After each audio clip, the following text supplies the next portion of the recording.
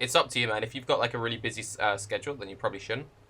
I'll link this in chat as well so you guys can see it.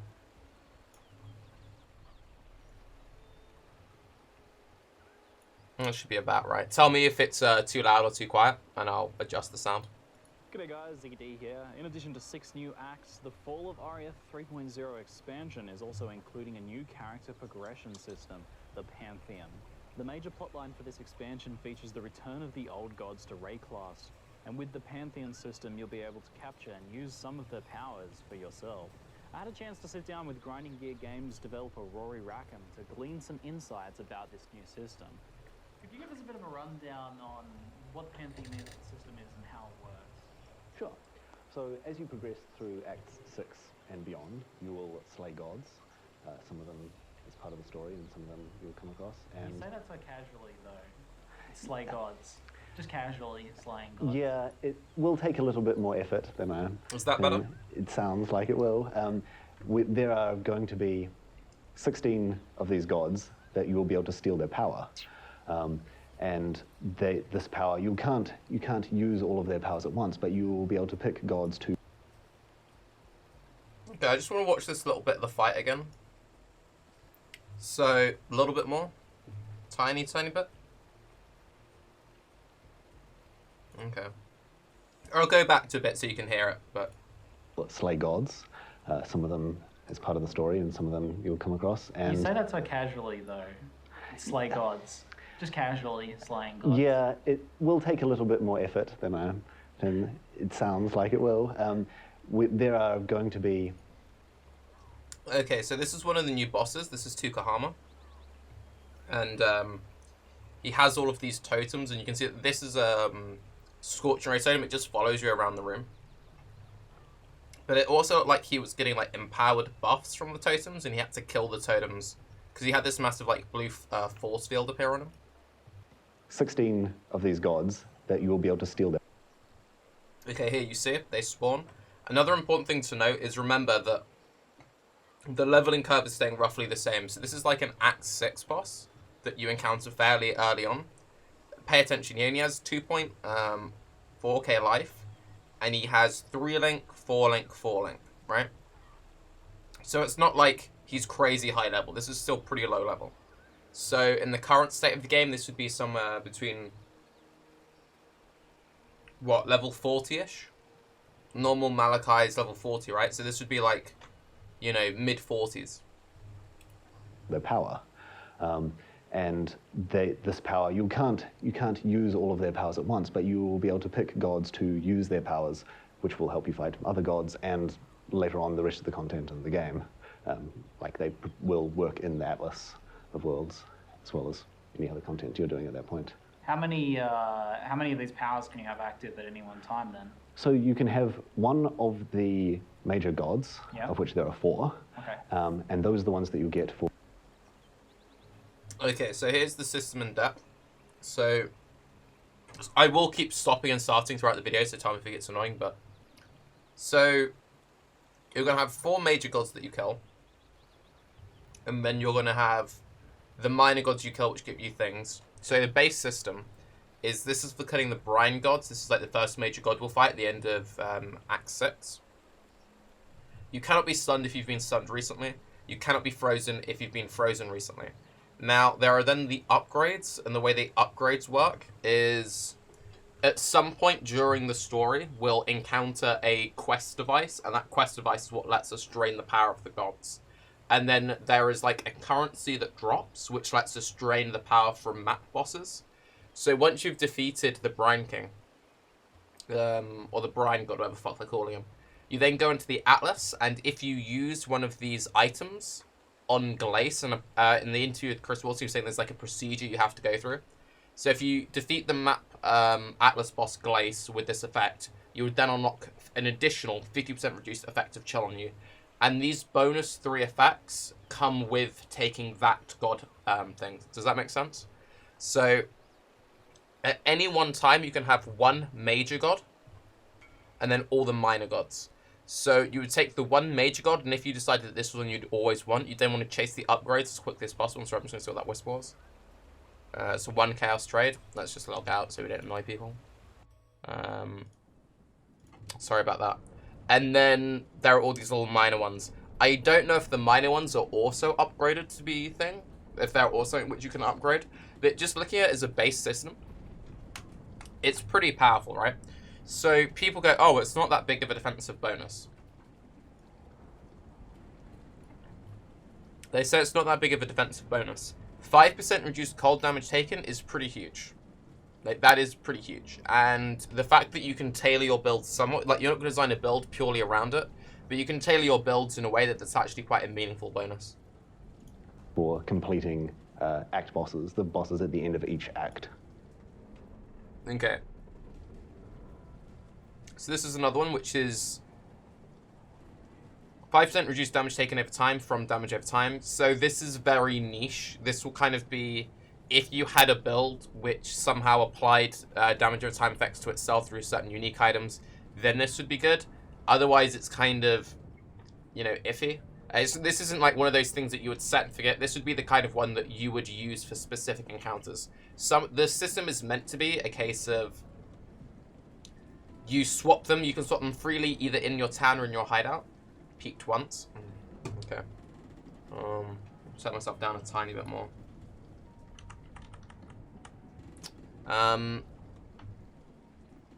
So it's meant to be a system that you can change freely at your hideout. So if you knew there was a particular scary damage over time boss, or if you knew that, you know, you were running lab and you were really bad with bleeds or whatever, then this would be the kind of thing that you would take.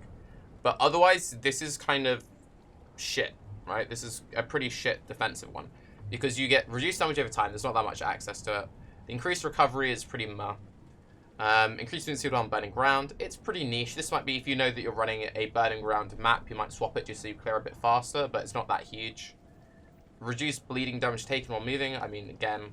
And then the chaos throws against damage over time, you know.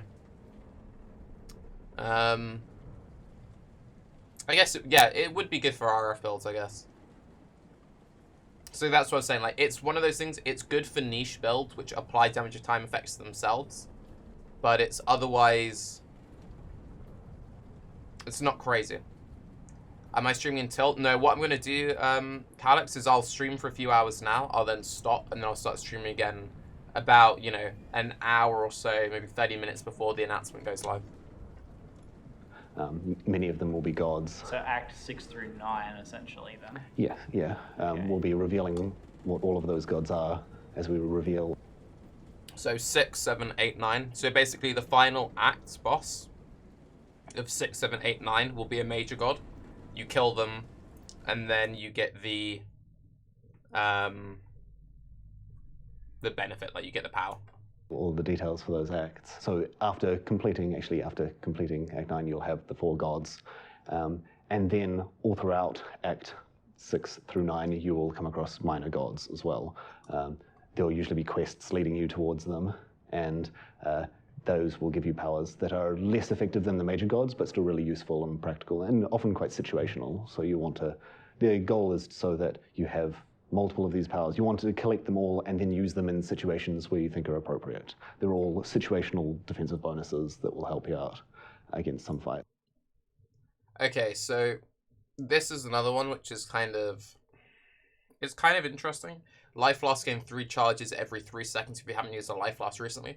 This is the kind of thing which would be very good if you're, you know, scared of running lab or scared of running trials, because you can just, you know, sit and pause in between traps and refill. The increased life recovery from flask while on low life is nice, but in the current state of the game, generally you get one shot, or it's like steady progressive hits. It'd be quite sketchy to have this bonus active, to wait until, you know, you hit the low life threshold to then get the super fit heal. And also with the way that the flasks work, in many cases you like spam tap your ceiling, so you would only have this effect active for the first use. So, like, the upgraded version of this, in my mind, is actually pretty terrible. I don't know, but it just seems kind of underwhelming. But, you know, this is why I have some issues with this system. So, generally speaking, it's, like, very niche like this. I don't mind weak niche, but it's not really needed. And then some of these other ones are situationally incredibly powerful, and I don't feel like our characters need any more power. We're already powerful enough. You know, that being said, we don't know how the balance will change. Having the odd little way of patching up, you know, some holes is good, but it seems like they'll be very set and forget. I know there's the Q&A. In the Q&A, Chris Wilson did say that there was, there were two kinds. One was very good against one-shots. Like, he said there was one power which was very good against taking rapid hits, and then there was one which was very good for, you know, taking hits every now and again, which were very large. So we don't know what exactly they are. They haven't announced all of them. But the fact that there'd be an anti-one-shot mechanic is kind of like, well, you would just set and forget that in basically every build. And, like, obviously, if you're a very high effective HP regen build, then you might not want the one-shot one. But realistically, for most life builds, most evasion builds, you're like, that's always going to be there. You're not going to ever replace that. Okay, so it's something that is focused on being situational. So this isn't something that's been planned. This is another one which I find quite frustrating. So I'm potentially going to be playing a Scorching Ray character, and you look at this and go, oh, well, that isn't that good, right? Well, this is basically set and forget for any channeled build. Because while stationary, gain 1% fizz damage reduction each second. That's very powerful. Up to a maximum of 8. Now, there aren't too many bosses where you said that you would... There aren't many bosses where you would stand still for a straight 8 seconds. Unless we're talking about something like Guardians or Shaper, and it's a build which can face tank. Well, this just helps you face tank more. So if you're a build which can face tank, like Minotaur, this helps you face tank Minotaur even more. Which... I don't know how I feel about that. But just for general, like, clearing, like map clear, this would be really huge in my kind of build. Yeah, and they also said there was one which would help against Reflect. So, you know, I'm not too sure how I feel about the system, but I feel like at best it's something which is unneeded, and at worst it's more power creep, which obviously isn't a good thing. With the idea of building your characters around these buffs then? That's right. Some are going to be more advantageous for some builds than others, but most of them will have a purpose for most characters. So, for example, if you combined this one with this one for a Righteous Fire build, we're looking at 10% reduced damage over time, which is pretty huge. Like, that is very, very huge. And then this is obviously insane for any RF build. Because not only is it giving them flat reduced fire damage taken, it then, you know, all RF builds have crazy amounts of max fire res. They then have a massive, like 25%, so 1 in 4, they have a 1 in 4 chance to mitigate cold and lightning. Like, that's pretty substantial. So, if you were to take, like, the like, standard RF build right now, they would straight up gain 10% RF reduction, so they get a massive buff to their regen, which is a very big survivability increase. They get all the other like situational increases of this, and they get a straight up 1 in 4 chance to just ignore cold and lightning damage because of the amount of max fire as most of these builds play around with. So that is like a huge buff to that particular kind of build. Characters, you'll have your favorites, the ones you might want to run your average map with, but if you know there's going to be something dangerous and fire-themed, or there's going to be a lot of burning ground, or there's going to be poison ahead, you might switch the god powers that you have active, the Pantheon powers, to better suit the situation. Okay, so what sort of buffs can we expect to see out of this, and what sort of defensive buffs? So, for example, the major gods that were revealed so far, the first is the Brine King. He's an aquatic-themed god, and he protects you from freeze, from cold damage, from chills, and from stuns. So he's about keeping you mobile and keeping you in the fight. So his primary power is to make it so that if you're stunned, you're immune to stun for 4 seconds, and if you're frozen, you're immune to freeze for 4 seconds. So you can still be affected by these, but you can't be locked out of doing anything by those abilities. And his further upgrades will protect you from that. One gives you reduced cold damage taken, one reduces the effect of chill on you, and one reduces stun on you.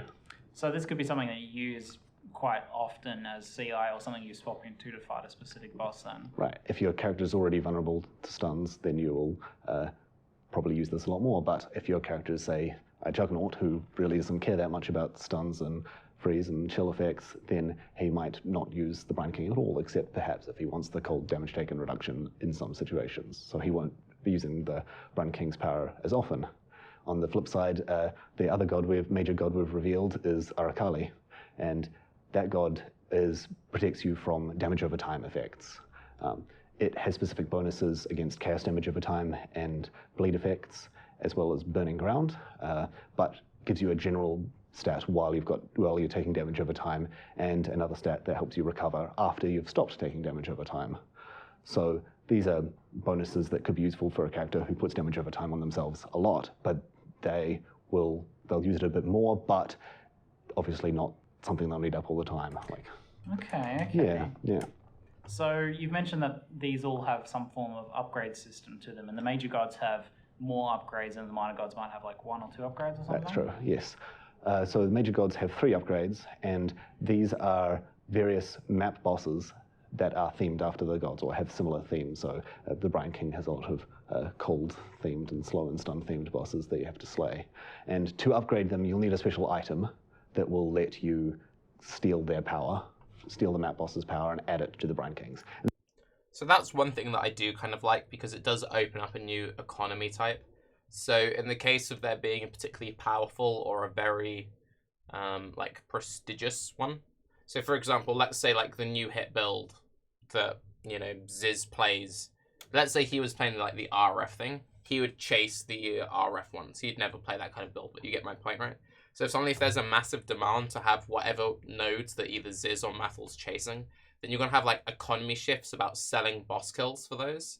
And then for, you know, the actual orb itself. So you can open up an economy to the boss killing, and you can open up an economy to the orb selling. So that aspect of it I like, but otherwise it is just kind of like, seriously? And this is adding to the Brine King's ability. So now, in addition to protecting you from stun and freeze, he will now also protect you from cold damage. And then one more god, and he'll also protect you from stun durations. So you mentioned like having a specific item, and you mentioned to me before that this is going to be a consumable item. Yes. Why is that? This will mean that you have to make tough choices over when you're first entering. Okay, now I'm not sure why he's only rocking 2 links in Act 5. Again, this would be the equivalent of Act 1 Cruel, at the point in which you encounter it in the maps. But yeah, it's that same sort of level range. Bring the Atlas over which gods you want to enhance their powers. You might say, okay, well, I'm pushing to take on the Hydra, the Guardian of the Hydra, as quickly as possible, so I'm going to focus on fully upgrading the Brine King to protect me from the cold. I'm going to focus on fully upgrading one of the minor gods that I'm going to find very useful during the fight. And then, as your character progresses, you'll continue to unlock more and more of the Pantheon powers. Sorry, I need to pause. Who the fuck binds their 3rd flask to spacebar? QW spacebar apostrophe S. Okay. And how we get these items that are going to be these consumable items to capture these powers in the first place? There'll be random drops. So just like maps. A currency drop or something like that, essentially? Yeah. So once you've fully completed all of the Pantheon's unlocks, you might want to trade them, but that will probably take a considerable amount of time for the average player. Right, okay. So you use one of these to get each upgrade. Do you need to use them to get the power in the first place, or is that just defeating the god in the first place? You'll need to use the item to capture the... Oh, so you want for taking the god's powers in the first place. You just need to slay the gods, and something else will help you capture their powers, which we'll see exactly what that is in the story, yes. But when it gets to the Atlas, you'll need to do it yourself. And so you'll need the items for this. Yeah. That's good then, because it means no backtracking. You don't have to go back to capture the god's powers. You'll get it on the first time through, presumably, then. And so the major gods are fairly general in their powers. So although one's protecting you from stuns and slows, and one's protecting you from damage over time, the remaining 2, we haven't announced the gods in question yet, but one will protect you from very large hits and potentially protect you from giant lethal strikes against you. Anti-one god, eh? So, you know, obviously ignoring the niche. So we were talking earlier about the RF build would obviously take the 2 reduced damage over time. I mean, who isn't taking the I'm not getting one shot thing? Another important thing to note is I'm about 99.9% convinced that this stuff will be character specific. This won't be an account wide thing. So it's one of those things of, in hardcore, this will be a very large part of the economy that you're going to be engaging with, because it's one of those things of, you'll need to go through the story. So you'll go through Act 1 to 10 to unlock the major gods, but to get all the upgrades, and the upgrades are pretty substantial in some cases, you're going to need to be buying up those currency items and using them in the Atlas. So there will be a very steady flow. Like, that will be an ongoing economy, and that's why I feel like an economy can quite easily build around it, of selling certain boss kills and selling certain the orb itself. So the price of those maps in particular will go up, and there might be like an actual legitimate service which can happen there. ES builds, it depends on the build you're playing, but for hardcore, a lot of ES builds even would probably be quite into that. So if you know you're up against a boss that is likely to lay you low in a few lucky hits, then there's a god for you. And the other god is about protecting you from small, quick hits and being surrounded. So if you're in a map where you're not so worried about the boss, but all the minions in it, you'll want to switch to that god before going in. Yeah, okay, nice. So the Pantheon system is primarily defensive in nature. There's no like offensive benefits here, really. Why is that? Before he gets into that, just to answer a few things in chat. This won't really be a glass cannon league, because these won't be enough to be your only form of mitigation, but they will be patching up holes in previous builds. So when you say depends on the values at the end, obviously, we've already seen quite a few values. We've been seeing this like 5% reduction floating around. So we've seen 5% reduced cold damage. We've seen up to 8% physical reduction, and that was from a minor node. A minor node could give up to 8% physical reduction. 5% reduced damage over time. So even though, 5 and 8 are quite small numbers, that is actually pretty huge. If you think about 8% damage reduction, in terms of elemental resistances, that's the equivalent going from like 75 to 77 max res. And obviously all of these numbers are subject to change. Nearly all of these numbers will change in some extent. There will be all of the beta process, and there'll be a lot of iteration happening there. So you can't take anything at too much of a face value. But from the numbers they're currently showing us, that's quite a significant margin. But you do need to obviously expect the stuff to change. We really wanted this to act as a flexible tool, a flexible solution that characters have to problems, rather than something they want to build their character entirely around. The design was very similar to ascendancy classes at first, but we wanted to push it in the opposite direction, where ascendancy classes direct your character towards a certain build, or enable some new mechanic that you can play with. These are more protecting you from enemies. This is more about reacting to the environment and giving you multiple tools to do that. None of them completely mitigate a boss's mechanics, but they're all about giving you the edge against the thing that you think is going to be the challenge for your character. So it's about making it be like more of a flexible tool. So why is like a defensive mechanic a more flexible tool, while an offensive one is not so much? Simply because you're reacting to what you're coming up against. Not every boss uses every mechanic in the game, so you want to think ahead and know what it is.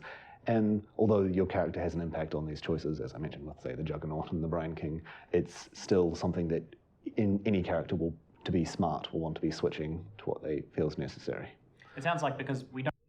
That is assuming that they all have a rough equal level of balance, and that would be in the very rare case of, yes, if you know that you're going to be fighting, Hydra, for example, then swapping to, Cold Ruction would be intelligent. But for the most case, from what we've seen so far, I think it will be mostly 90% set and forget, and then the one time you are running a specific thing, like if you're running a particular Breach Lord, or you're running, a particular thing like Lab, then yes, you would change.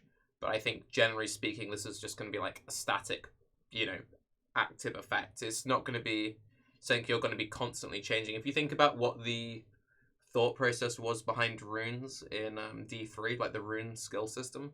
The idea of that would be that you'd be constantly changing. You would go in and you'd be like, oh, there's a particular fight coming up, I'm going to go back to town, I'm going to change 1 or 2 points.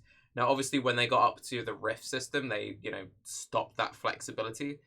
But generally speaking, when we see these kinds of system in ARPGs, unless they're incredibly finely tuned, and particularly niche in utility, which they're not. They have some utility in them, but they have some like flat numerical values. It will most likely be a case of they're fairly standard, and then there'll be the odd time that you change it. Obviously, this is subject to change. Obviously, we haven't seen all of them, but just from what we've seen so far, that is kind of one of the things which makes me a bit, iffy on the system. I still think it's cool, and if this was a system being added to a game where I felt like the player power was more appropriate in terms of the monster power, I'd be much more engaged in the system. We don't know how the balance will change. It's just currently most people agree that the player power is up here, the monster power is here. So then adding more defensive utility makes the margin even larger. That being said, I am very glad that these are, defensive bonuses. However, you do need to keep in mind, if you can now face tank that boss, that is a DPS increase. You don't really tend to build around like niche defenses. Like we don't really, unless you're CI, you don't really build around mitigating freezes if you get that as kind of a bonus. But you do build around your offensive mechanics, like I'm going to deal chaos damage. So I guess if there was a god that was going to give you chaos damage, you would have that on all the time. Yeah, exactly. So the minor gods have much more situational bonuses than the major gods. We've got things like Tukahama, which gives you physical damage reduction and regen while you're standing still. So it's only good for fights where you can actually, you think you are going to be standing still for quite some time. If you can face tank the boss or something. Yeah. While Aberrath gives you reduction to fire damage taken while moving.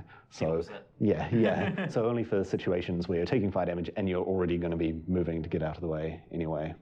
And Oriath has life flask recovery as her ability. His ability? I'm not quite sure. Its ability, and that was, although not useful for characters that don't even have life flasks, it's good for sustained fights for characters that can't really keep up with life recovery on a boss and need their flasks to keep popping up. Perhaps you might want it for the Labyrinth going in, just so you have that extra edge against Azaro if the fight drags out. I do really like that boss fight, by the way. That boss fight, every time I've seen footage of it, it looks really good. I think it's really well designed. Can you point to each of those gods on your beautiful artwork here, Rory? One Tukahama's about there. What does that say? The Pantheon. I think it's just them saying that they're drawing. That's him there. That circle? Oriath are out there. I'm just messing with you. So, are you going to be balancing the game moving forwards then with this system in mind, so that it's necessary or expected that players will unlock all of these powers or most of them? We don't really expect you to unlock all of the powers, but we will expect you to be taking advantage of their core abilities. So the primary ability, the primary abilities. The upgrades. Yeah, right. But a lot of our bosses going forward will be designed so that we know, okay, so here are the 3 minor gods that you might choose to use against this encounter, and here's the advantage of using the Brine King against this guy, and here's the advantage of using any of the other gods. So we'll be thinking about what you want to do and not make it short, or try to make sure that most boss fights don't have an obvious answer, and design them with that in mind.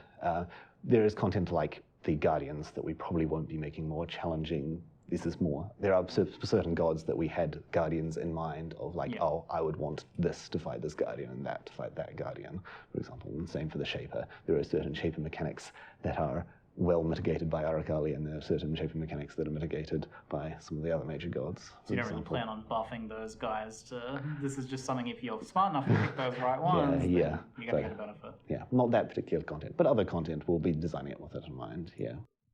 So that's what I was talking about. Now, it's one of those things, if we don't have things will change, but it's a very slight nerf to the current content. Very, very minor, and again, it is defensive, so it's not going to make the fights ridiculously easier in any way. It'll be, in most cases, it won't be that noticeable, but one thing I do think is interesting about it, and you touched on it a little bit there, is how when it comes to them designing future boss fights, they can design with this in mind. So, for example, there was the one which gave you the movement speed increase on Burning Ground. I like the fact that they could purposely design some boss rooms to have a bunch of Burning Ground. They have 1 or 2 other effects so that they could try and push you into taking certain Pantheon abilities to make fights easier. So if there was a fight which had like some sort of run the gauntlet and there was loads of burning ground, you had to get to an end to reach a lever in time, or this, that, and the other, or you had to, you know, quickly kill totem to remove barriers or whatever. In that case, I like the fact that they could promote you into using the movement speed increase and, you know, fit some damage over time in there. But at the same time, maybe have some cold damage in there as well. So it's like an actual meaningful choice of, do I want this like cold reduction, or do I want this, you know, utility to make the fight easier? That I do like. That I think is interesting from a design perspective. Okay. Some more accessible content. This sounds like one of those kind of mechanics that I'm a really big fan of, something that rewards player knowledge. Was that kind of at the forefront of your design of this? It was. It works well both ways because it's both player knowledge going in. You can prepare the gods before you enter the map, and also if a player doesn't have much knowledge, they'll encounter the boss. They can portal out back to their hideout, switch the god powers they have active, and respond to the threat that they have. If their character has a particular weakness, maybe even you don't have the resistances you need if you've just entered maps or something like that, and you find that, oh, I'm taking a lot of chaos damage, then I will switch to the gods that protect me from this because I... Sorry to interrupt on that. There's one thing in there which is quite interesting. So when they designed Lab, they wanted content which was more punishing for the softcore audience. In fact, they wanted some sort of meaningful death impact. And unless they go down the system of creating more boss fights, which are very intense on portals, like, you know, there's the risk of bricking a shaper set for a lot of softcore players. It's not something that you can just easily face roll. It's important to note that it's unlikely we're going to have more labyrinth-style systems of, if you portal out, that's it, gone, because that would then be backwards to design. If you were to design a system which rewards players going, hang on, I haven't done this content before, I could go back to town and get a, you know, defensive bonus to make this easier, or to make this more manageable for my build, it would be backwards designed to design more future content where you only have one-time portals. So I think it's safe to say that we're going to see much less of that. Almost died. Yeah. Died in that last map run. So you can have that proactive or that reactive stance with it, and both work. Because, I don't know if we mentioned this earlier, but you can swap this freely as long as you're in town, right? Yes, you can change it however you want within your town or your hideout, just not out in the world or in a map. So in a way it costs a map portal to switch it in a map. Yeah. Sounds reasonable. That sounds reasonable. And one of the other advantages of this design, part of the reason we're attracted to it, is because it also opens up builds a little more where you don't need your build to be able to mitigate every kind of defense. If your build is particularly vulnerable to reflect, but you don't want to spec into the elementalist node, or you don't want to use a unique item that protects you from reflect, there will be a minor god that can help you out and protect you from reflect a bit. Okay. So that's something you can just kind of run all the time when you're expecting to encounter reflect, and then swap it out for a boss that doesn't have reflect. Exactly. Okay. And is this something you guys think you'll be expanding over time, like adding more gods or changing the god powers in any way? Definitely. Again, to interrupt, that is also interesting because that implies we're not going to see major reflect rebalances anytime soon. So it's fairly safe to assume that because they've had this whole thing, people for a long time asked them to rebuild reflect. It's very unlikely that reflect is going to receive any major reworks if they've designed a system where you can already kind of mitigate reflect through this, because if they ever massively reworked reflect, then they would have designed, like if they removed reflect, which some people keep thinking they will, which they're not going to.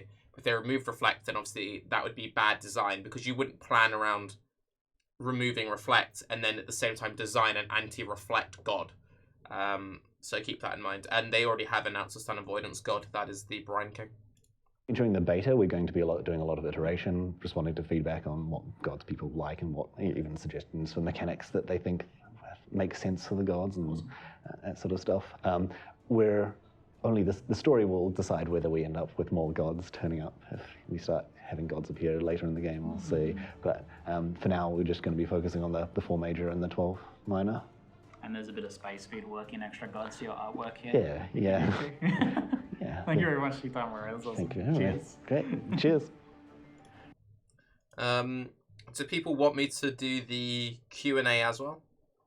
And if you haven't already, go subscribe to ZiggyD and all that good stuff, because, he's got all these excuses. He's bound to have even more exclusives printing out over the coming weeks. But do you want me to go back to leveling, or do you want me to now go into the Q&A?